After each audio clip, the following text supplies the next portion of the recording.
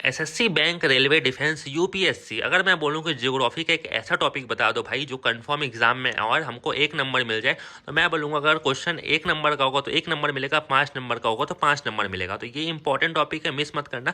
5 minute में आपको समझा दूंगा, अपने बच्चों को भी आप सिखा दोगे। बिल्कुल ईजी टॉपिक है, बट बच्चे बहुत कन्फ्यूज होते हैं इसमें और गलत सलत टिक मार के आ जाते हैं और फ्री का नंबर जाता है उनका। ठीक है, तो आज हम पढ़ने वाले हैं एटमॉस्फेरिक लेयर के बारे में। पूरा ध्यान अब यहाँ लगाओ, बहुत ईजी टॉपिक है।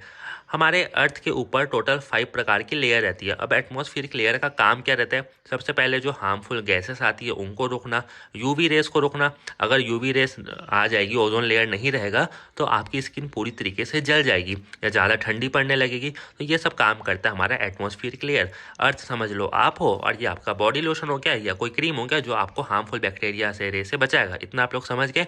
अब हम चलते हैं, क्वेश्चन कहाँ से पूछता है और क्या पूछता है। ट्रोपोस्फियर सबसे पहला लेयर रहता है, जिसको हम 5 से 18 किलोमीटर या 0 से 18 किलोमीटर बोलते हैं। क्वेश्चन पूछेगा आप सांस कहाँ लेते हो? ट्रोपोस्फियर।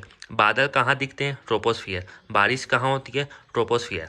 अब पूछेगा साइक्लोन कहाँ आता है? ट्रोपोस्फियर। ग्रीन हाउस इफेक्ट कहाँ होता है? ट्रोपोस्फियर। अब एरोप्लेन उड़ता कहाँ पे? अब आप हो जाओगे कंफ्यूज, आप मारोगे स्ट्रेटोस्फियर, ट्रोपोस्फियर या ट्रोपोपॉस। ठीक है, अब ऑप्शन में अगर ट्रोपोपॉस होगा ना तो बीच वाला मारना, तीनों कभी नहीं हो सकता। या तो स्ट्रेटोस्फियर होगा या ट्रोपोस्फियर होगा, क्योंकि एरोप्लेन तीनों जगह उड़ता है। ठीक है, कभी वो बादल के नीचे भी उड़ता है कम हाइट में, कभी वो बादल के ऊपर भी उड़ता है, पर मोस्टली बादल के ऊपर ही उड़ता है। तो ऑप्शन में आपको तीनों नहीं देगा, या तो ट्रोपोपॉस देगा, स्ट्रेटोस्फियर देगा।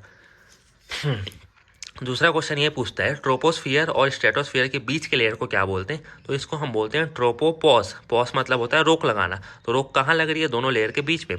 ट्रोपोस से याद रखो ट्रोपो, इसका ट्रोपो यहाँ चिपकाओ और चिपका दियो तो फिर पॉस लगा दो। ठीक है, यहाँ पे एरोप्लेन उड़ेगा, बैलून एक्टिविटी होगी और तीनों में से एक ही ऑप्शन देगा तो वही मारना है। ऐसा नहीं है कि तीनों कंफ्यूज कर दे, और जब तीनों दे दे तो ट्रोपोपॉस मारना है। ठीक है, ये चीज़ आप समझ गए। तो स्ट्रेटोस्फियर में क्या होता है? एक्टिविटी, एरोप्लेन उड़ता है। और हमारी ओजोन लेयर कहाँ पाई जाती है? स्ट्रेटोस्फियर में पाई जाती है। ओजोन लेयर का काम क्या होता है? यूवी रेस से प्रोटेक्ट करना। ठीक है, ताकि आपकी स्किन अच्छी रहे।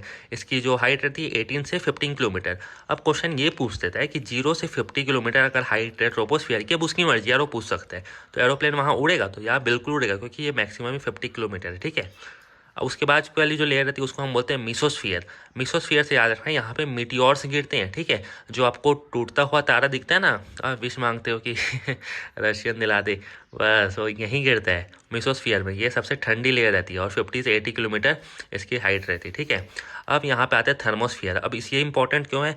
यहाँ पे जो रेडियो लाइन रहती है, रेडियो वेव रहती है, वो यहाँ ट्रैवल करती रहती है इधर से उधर। जो सैटेलाइट रहती है वो भी यहीं ट्रैवल करती है। जो आप बात करते हैं ना फ़ोन पे, हाँ, वो भी यहीं ट्रैवल करती है। ठीक है, इसको हम आयोनोस्फियर भी बोलते हैं। और कर्मा लाइन कहाँ प्रेजेंट रहती है? करमान लाइन बोलो या कर्मा लाइन बोलो, जो भी आपको इजीली याद होना चाहिए, बस उसका मतलब है ये थर्मोस्फियर के यहाँ प्रेजेंट रहते हैं। ठीक है, अब एक्सोस्फियर। अब ये क्या है? स्कॉर्पियो तो है नहीं, स्पेस क्राफ्ट है, तो ये भी आपका एक्सोस्फियर। एक्सोस्फियर मतलब सबसे बाहरी लेयर। इसमें हाइड्रोजन और हीलियम गैस पाई जाती है, इसको हम एक्सोबोस बोलते हैं, और 700 किलोमीटर के ऊपर रहता है। मोस्टली यहीं से क्वेश्चन पूछता है, ट्रोपोस्फियर, स्ट्रेटोस्फियर, मेसोस्फियर से। अब इसको याद करने की ट्रिक क्या है? और डायरेक्ट पूछता है कि थर्मोस्फियर के ऊपर वाले लेयर का नाम बताओ, इसके नीचे वाले लेयर का नाम बताओ। अब आप लोग हो जाते हो कंफ्यूज और पता नहीं चलता। और एक इंपॉर्टेंट क्वेश्चन है जो रिपीट में पूछता है कि किस लेयर को लेयर ऑफ मिक्सचर कहा जाता है? मिक्सचर मतलब कि धूल, पानी, गर्दा, तूफान। तो मिक्सचर कहाँ हो रहा है? यहाँ पे हो रहा है ना। आप सांस कहाँ ले रहे हो? यहीं ले रहे हो। ठीक है, अब इसको याद करने की ट्रिक है thank you so much the x. ठीक है, अब द क्यों लगाए? किसी स्पेसिफिक पर्सन को अगर हम जानते हैं या कोई चीज़ को जानते हैं तो वहाँ द लगाते हैं। ठीक है, तो आप अपनी एक्स को जानते हो तभी तो भाई ब्रेकअप हुआ, तो इसलिए द लगाओ। ऐसा करके आप समझो, वरना आप thank you so much x लिख दोगे। ठीक है, thank you so much the, देखो पूरा द यहाँ बन रहा है, एक्स ये भी पूरा बन रहा है। ठीक है, तो आप ये यहाँ कंफ्यूज मत हो, द आपको ऊपर है, एक्स के नीचे। ठीक है, तो देखो कितनी सिंपल। थैंक यू से ट्रोपोस्फियर, एस से सो से स्ट्रेटोस्फियर, मस से मिजोस्फियर, द से आपका थर्मोस्फियर और एक्स से आपका एक्सोस्फियर। अब देखो ये आप हो, देखो 3 स्टार लगे ना, सीजीएल क्रैक कर लिए, और आप बोले कि नाउ आई एम सीरियस। ठीक है, और इसको ऐसा बोले और उसके बाद बोले thank you so much the x. बस इसको रट लो, हो गया आपका ब्रेकअप। तो बोलना कि thank you so much the x, और यहाँ पर थैंक यू से ट्रोपोस्फियर, एस से स्ट्रेटोस्फियर, मस से मिजोस्फियर, द से थर्मोस्फियर और एक्स से एक्सोस्फियर। ठीक है, thank you so much the x बोल देना। बहुत बहुत शुक्रिया मेरे जीवन में आने के लिए और मुझे कामयाब बनाने के लिए, मुझे छोड़ने के लिए। ठीक है, अब देखो अब क्वेश्चन कैसे पूछेंगे। लेयर ऑफ मिक्सचर किसे कहते हैं? ट्रोपोस्फियर। एरोप्लेन कहाँ उड़ता है? तीनों जगह उड़ सकता है, बट मोस्टली कहाँ पे? ट्रोपोपॉस में। ठीक है, ऐसा समझो कि पॉस हो गया वहाँ पे, ट्रोपो इसका चुरा लेना और पॉज लगा देना।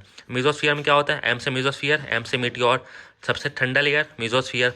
थर्मोस्फीयर में क्या होता है, थर्मोस्फीयर में यहाँ थर्मा रेडियस होता है जो कि रेडियो लाइन ये सब काम करता है। कर्मा लाइन क्या होता है थर्मोस्फीयर में।